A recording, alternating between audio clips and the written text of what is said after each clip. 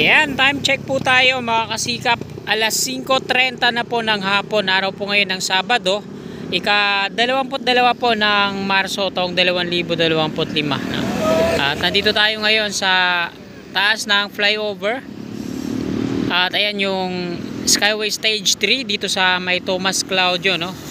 Beata Pandacan. PNR station dito sa ating kanan sa baba. Ilalim na itong flyover na to. Ito yung flyover na to yung patungo dun sa Quirino Avenue, no?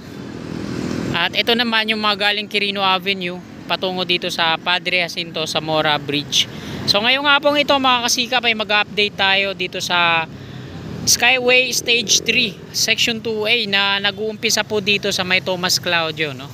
At ang dulo nito dun sa may PUP Santa Mesa. Doon po yun sa may bandang Tomas Claudio dito sa may Paco Santa Mesa Road sa unahan ng Padre Jacinto Zamora Bridge, kung saan nandun na yung NLEX connector. Doon sila maglilink. Yung NLEX connector ay nag-uumpisa naman yan sa may C3 Caloocan patungo dito sa may PUP. So mamaya i-update din natin yan doon, patungo tayo doon. So unahin muna natin dito mga kasikap. So ito na po yung mga pier columns na ginawa ng Dumduma Construction and Trading Corporation. Kung mapapansin po natin, yung dito sa harapan natin konkreto na, tapos yung dun sa kabila yan, nakabalot pa ng round concrete form at hindi pa naaalis yung mga net kasi installan pa ng round concrete form hanggang dun sa taas. Ayan, no? Wala, di pa konkreto, rebar cage pa lang. So meron siyang 8 pier columns dito. At magkakapartner po yan dahil double decker po yung gagawin. Yung nandoon sa unahan, isang mababa at isang mataas. Dahil yung mataas, doon yung sa taas, nakakonect yan sa southbound. Yung mga nandito sa baba, ito naman yung northbound. Yung mga galing south na magtutungo dito sa C3 Caloocan, NLEX connector, at yung mga nandito naman sa NLEX na patungo ng Skyway Stage 3 south. Ayan, yan yung mataas na pier na yan. Ayan. So double decker po yung gagawin dito mga kasikap. Dito ngayon yung mga workers sa may Tomas Claudio kasi doon sa may PUP lagpas ng Padre Jacinto Zamora Bridge ay kukunti na lang naman yung kanilang gagawin, ano? Pasalisi na po yan dito yung mga pier na nandito sa unahan. At yung direction niya ay tatawid dito sa creek na yan. Tapos pabalik dito sa highway, no? Para makales ng right of way dyan sa kabahayan. Ayan. Pag ganun yan mga kasikap, hanggang dito. At diretsyo na yan dun sa may Padre Jacinto Zamora Bridge. Ayan, nakunan na po natin dito. Ay, dito tayo sa kabila.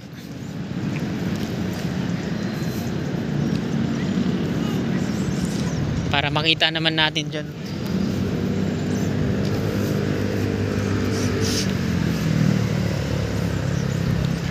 Sa mga hindi pa po nakakaalam, itong flyover na to ay madidemolish to batay sa plano ng NSCR North-South Commuters Railway Project, no?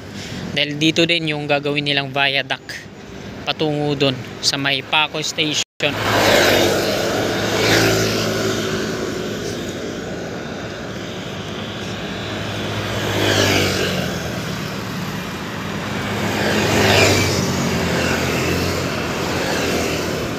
Sa unahan natin, ayan yung opisina ng DMCI Acciona. So dyan sila nag-o-office, no?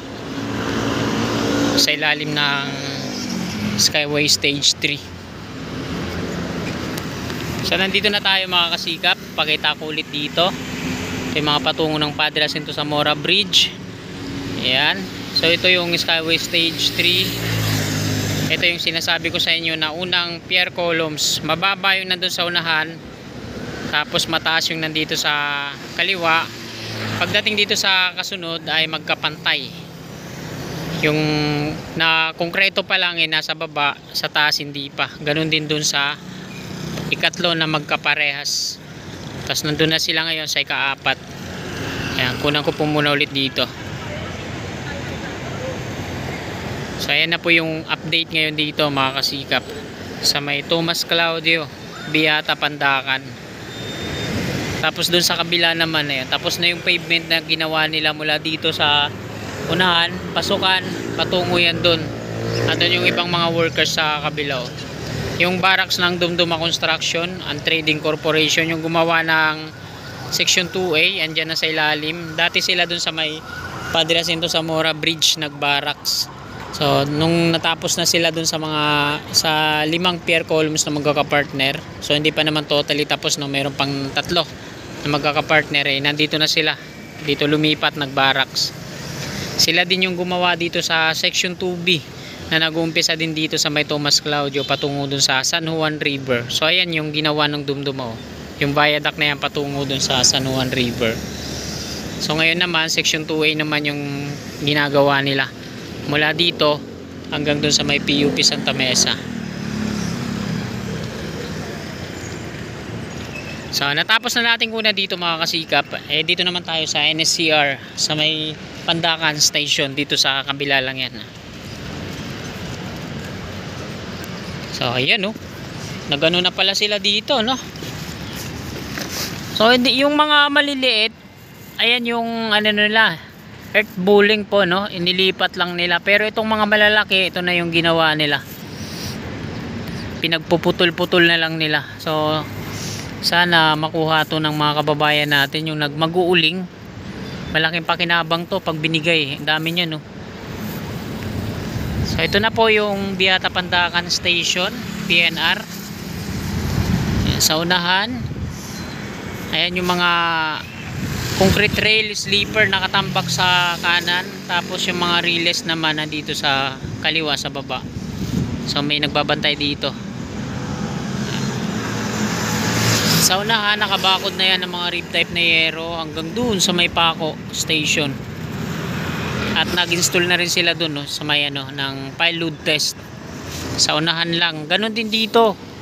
Dun sa unahan, naggumawa din sila ng pile load test. So madami silang in-install dito. Shoutout sa mga kasikap natin na suki dito sa Beata Pandakan Station ng PNR pa to dati, no. Ngayon gagawin ng NSCR. So sa mga nagtatanong kung ano yung pagkakaiba ng NSCR at PNR, so magkaiba po talaga yun, no? Kasi yung PNR nandun na sila sa sa may Laguna to Bicol na yung biyahe nila, yung operasyon nila. Dito NSCR na po yan, no? North South Commuters Railway Project. Yan, may mga markings dyan, no, sa baba.